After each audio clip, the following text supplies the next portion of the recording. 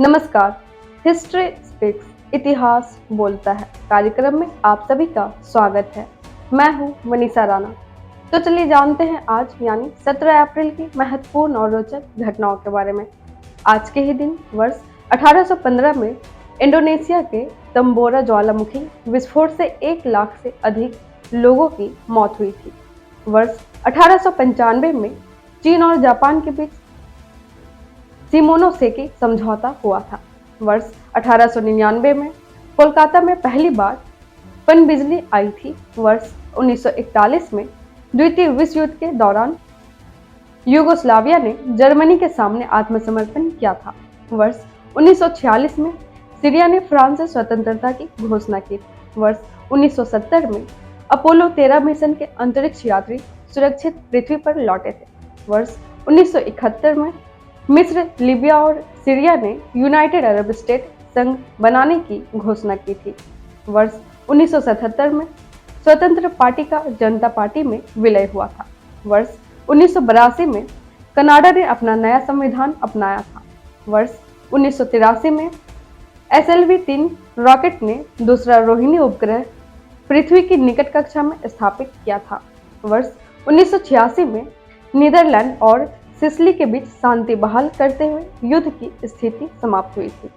वर्ष 1993 में अंतरिक्ष यान STS-56 डिस्कवरी सफलतापूर्वक धरती पर लौटा था। वर्ष 1995 में पाकिस्तान में बाल श्रमिकों के लिए आवाज उठाने वाले इकबाल मसीह की हत्या की गई थी। वर्ष 2006 में सूडान की भूमिका के कारण चाड ने अफ्रीकी संघ की शांति वार्ता से खुद को अलग कर लिया था। वर्ष 2008 में मुद्रास्फीति दर 0.27% से घटकर 7.14% हुई थी। वर्ष 2008 में ही हनुंग थॉमस एंड टेक्सटाइल्स लिमिटेड ने चीनी कंपनी के अधिग्रहण के लिए समझौता किया था। वर्ष 2008 में ही भारत और ब्राजील के बीच 4 अहम समझौतों पर हस्ताक्षर हुए थे।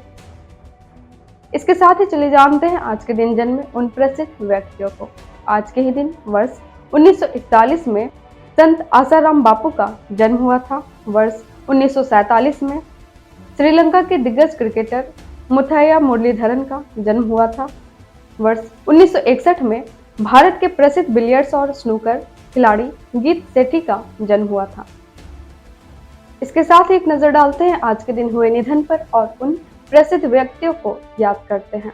आज के ही दिन वर्ष 1989 में मिस्र की प्रसिद्ध चित्रकार और महिला अधिकार कार्यकर्ता इंजी अफलातुन का निधन हुआ था। वर्ष 1975 में भारत के दूसरे राष्ट्रपति डॉक्टर S राधाकृष्णन का निधन हुआ था। वर्ष 2005 में साहित्यकार और राज्यपाल विष्णुकांत शास्त्री का निधन हुआ था। इसके साथ ही चलिए जानते हैं आज क्या है खास। आज है विश्व हीमोफीलिया दिवस। विश्व हीमोफीलिया दिवस का उद्देश्य हीमोफीलिया और अन्य रक्तस्राव विकारों के बारे में जागरूकता बढ़ाना और प्रभावित लोगों को बेहतर देखभाल एवं उपचार की सुविधा दिलवाना है। इसके साथ ही हम आपसे मिलते हैं कल 18 अप्रैल को 18 अप्रैल की महत्वपूर्ण और रोचक घटनाओं के साथ। नमस्कार। Books and Voice is an Indian online audiobook and podcast service operated under the company Agastya Voice and Infotainment Services Private Limited, Avis. Its main objective is to make available the information of Indian history and world culture in the audio form in the field of education and entertainment. Books and Voice is committed to teaching, entertainment and support especially to the handicapped, visually challenged. Its main mission is to make the texts written by great personalities of India and the world easy to access in audio form to the world community. To make aware of the world's civilization, culture and literature especially to the disabled, blind, persons and to promote digital revolution in the field of education.